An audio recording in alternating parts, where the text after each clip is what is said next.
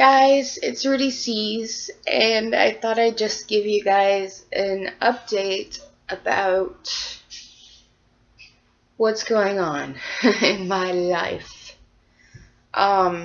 This is primarily a mental health update, so I will be doing an update of arthritis, rheumatoid stuff,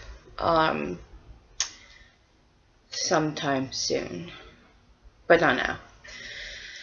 So, oh dear, things are just not lining up for me. And it's just every day is a battle, a challenge, and it's hard.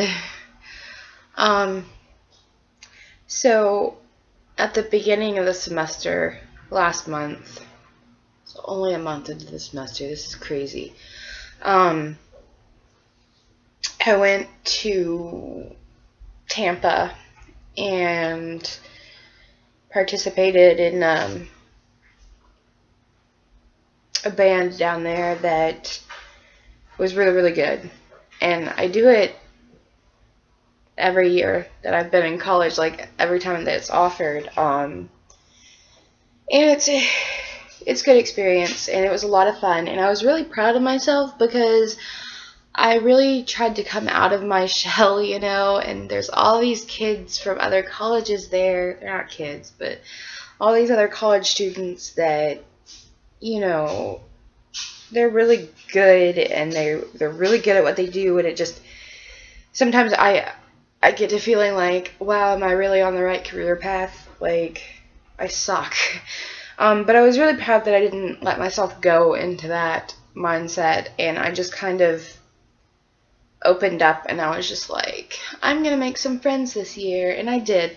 I made some friends, and it's really cool, and I was having a really good time there. And it was during the first week of school, which we have a period called drop add, which you can drop or add a class at no charge during the first week of school, to find the schedule that suits you best, the teachers that suit you best, and everything.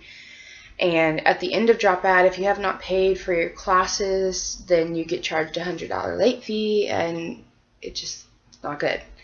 So that's like your saving grace period right there is a week, which I think is kind of crazy because a week is not sufficient enough for me to tell if I'm going to be compatible with a teacher or, but okay. Anyway, so I was in Tampa. I went to school Monday, Tuesday, and then Wednesday through Saturday I was in Tampa. So I didn't even get to go to most of my classes, and there was our online learning classroom stuff is called e-learning, and it was down, so there was a lot of things that I couldn't check. There was a lot of things that I didn't know what to do. So anyway, I didn't have the best drop add week because I couldn't drop or add anything. I was out of town. I couldn't, blah, blah, blah. And so anyway, the Friday night that drop add ended, it ended at midnight or 11:59 p.m. That Friday. And I want to say it was about 6:30 when I got the email saying that my financial aid was not going to come through. And I had appealed it because they were trying to deny my financial aid because of me having to take medical withdrawals, which, for my own safety and get treatment, get help and everything. And it was just ridiculous. So I didn't think it would be a problem. I just appealed it, and I was like, if they deny this is dumb because it's out of my control. It was, anyway. So I got the email saying my financial aid wasn't going to come through. This decision was final, and I could not appeal it again, and blah, blah, blah. And I broke. I literally just broke. And I mean, I felt so bad because it was so instant. I was on my phone, in this giant convention center and in front of our booth, and I read it. I didn't know what to do. I just started crying, and then my nose started bleeding, and then I ran to the bathroom and nobody could find me, and I felt so bad. But I made some phone calls, and I thought, you know, it's okay, I'll just talk to them and see what's up, and we'll get this fixed. No decision can be absolutely final like that, right? Wrong. So Sunday after drop ad, you know, I had this $4,000 bill due to the college for all my classes, and because I was taking 16 credit hours, and then I was going to finish the remaining 9 credit hours over the summer, and I would be done. I would have my bachelor's degree. 6 years in college later, I would be done. But it didn't happen like that.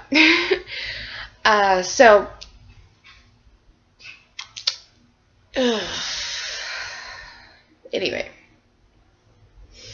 it's still hard to talk about. Like, I still am fighting back tears because it's so hard when you see a goal and you've done everything you can to get there, and then this giant wall comes up and there's nothing you can do. Absolutely nothing. And it drives me crazy, and leads to a lot of depression and negative self-thinking, and then it's just triggering, so triggering. Yeah.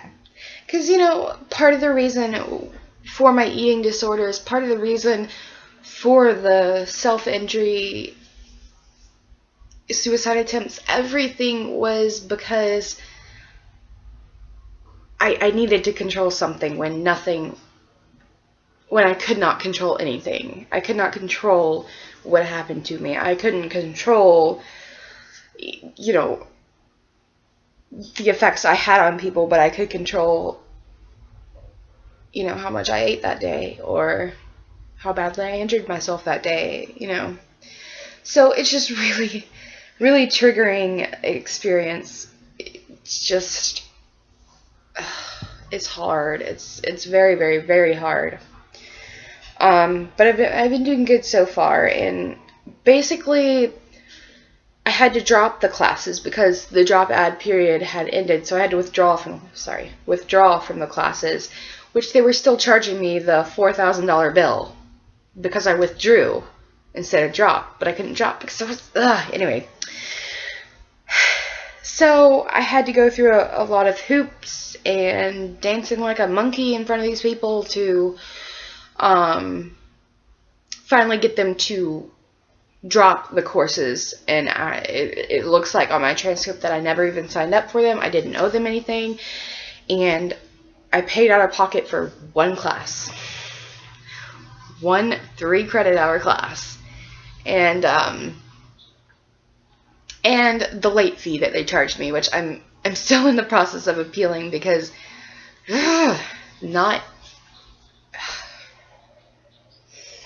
yeah. And so anyway, I finally cooled down, believe it or not, enough from the situation to where I could talk to financial aid and see what was going on. And basically it's a federal issue. It's not anything with the school. It's just that I've attempted this many hours, and they only let me attempt this many hours before they're like, no more financial aid. And the whole reason why this financial aid is an issue is because my course completion ratio, which, like I said, is I think it's at a 60 right now, and it needs to be at a 75 for federal standards. And there was no way, like, I have 8 credit hours left under financial aid, and there's no way that I could raise it from a 60 to a 75 with 8 hours. So, and you know, the lady I talked to was very, very, very nice, and she was like, you know, if it was UWF's choice, it was my choice, this would not be an issue, but it's a federal choice. So I did a lot, like, I'm trying to be very proactive about it, and even if I don't get the financial aid, even if I do have to stay in college and take one class a semester until I finish, I'll do that, but I need this to be heard because I'm not the only one in this boat. I know I'm not the only one in this boat, and I think it just sucks, you know? I feel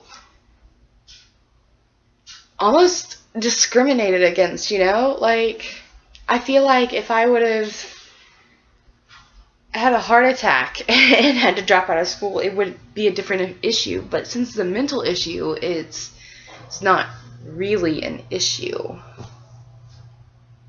Anyway, and also I think it's very wrong that, you know, my GPA is great. It is right where it needs to be. It's, you know, fantastic. It's just the course completion ratio.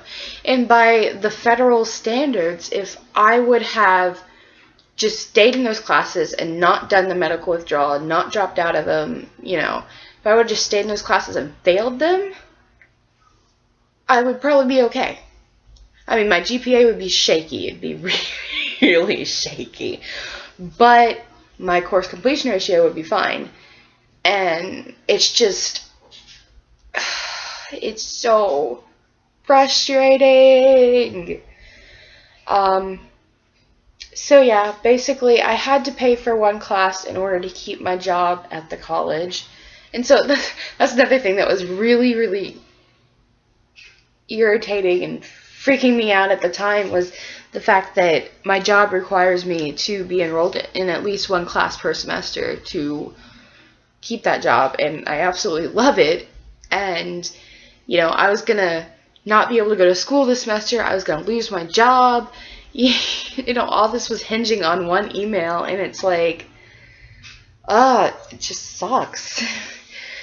So yeah, it's a hard time right now, and, you know, I'm having a lot of anger issues within myself towards me, and like, why am I letting my past still decide what I'm gonna do today? And, you know, just, yeah. So I'm working it out, and I've stayed safe this far, but it's just, it's very taxing and draining, and anxiety is through the roof. I had a panic attack the other day when I was trying to go to church, and it was just like, yeah. So, but it worked out, you know. It definitely could be worse right now. I am in that one class, and I can just take time to focus on that class. I can take time to focus on finally passing my piano proficiency. I can, it's not all bad, and I know slowing down isn't the end of the world, but when you've had such a hard road, and you've been in college for 6 years, you're only supposed to be in there for 4, but, I mean, there were some major changes. I changed my major a few times, but still, it's not,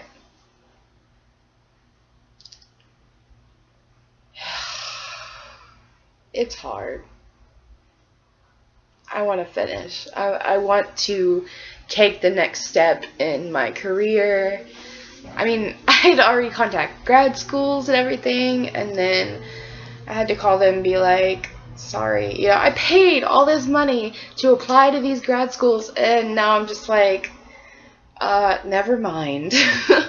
So, yeah. Anyway, I just want to let you know that that whole situation is going on right now, and I probably won't be making too many videos. But, you know, I'm staying strong, and I hope you guys can stay strong too. And got any advice on who else I can talk to, let me know. Yeah, have a good day.